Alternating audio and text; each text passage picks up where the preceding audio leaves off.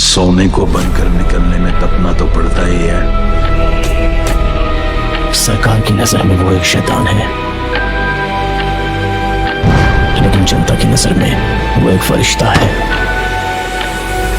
दोस्तों, प्रशांत नील के cinematic universe में चाहे चैप्टर 1 हो या चैप्टर 2, इन्होंने बॉक्स ऑफिस पर एक ऐसी सुनामी लाई थी कि रॉकी का वॉयलेंस, एक्शन और परफॉर्मेंस ही नहीं, कुछ और भी था जो इंडियन सिनेमा को हॉलीवुड से एक कदम आगे ले गया।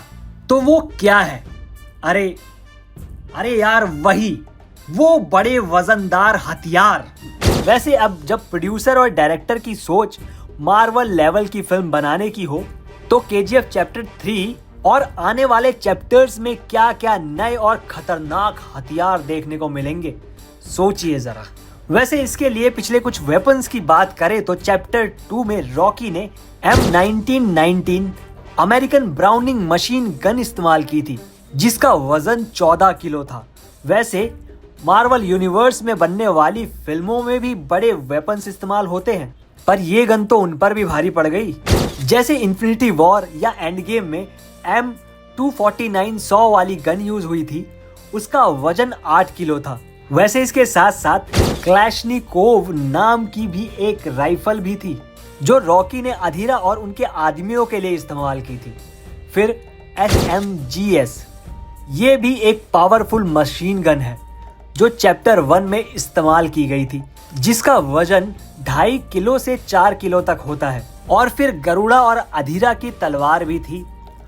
फिर चैप्टर 1 में रॉकी ने यूज किया हुआ वो बटचर नाइफ, जो रॉकी के हाथ में ही दिखता है। जब चैप्टर 1 में उसका इंट्रोडक्शन सीन था, तो इससे समझ आता है कि पिछले चैप्टर में अगर इतना सब था, तो चैप्टर 3 में ब्रूटिलिटी और वायलेंस के लिए क्या क्या इस्तेमाल होगा।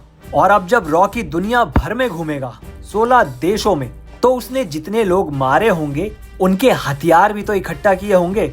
और भाई, जब रॉकी वॉर करने जाएगा तो हथियार तो खुद दौड़ कर जाएंगे उनके पास।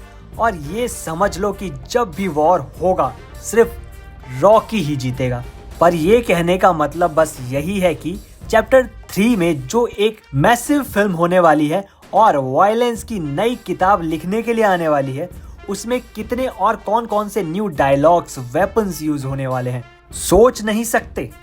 वैसे सोचना भी क्यों है भाई, टिकट निकाल कर हम जाएंगे ही ना फिल्म देखने। तो दोस्तों, आप तैयार हैं ना चैप्टर 3 के वेपन्स गिनने के लिए? हमें कमेंट करके जरूर बताइएगा। तो दोस्तों, अभी के लिए फिलहाल इतना ही। हम फिर मिलेंगे एक और नई वीडियो के साथ। तब तक के लिए आप बने रहिए बॉलीग्रैड स्टूडियोज पे। धन्यवाद।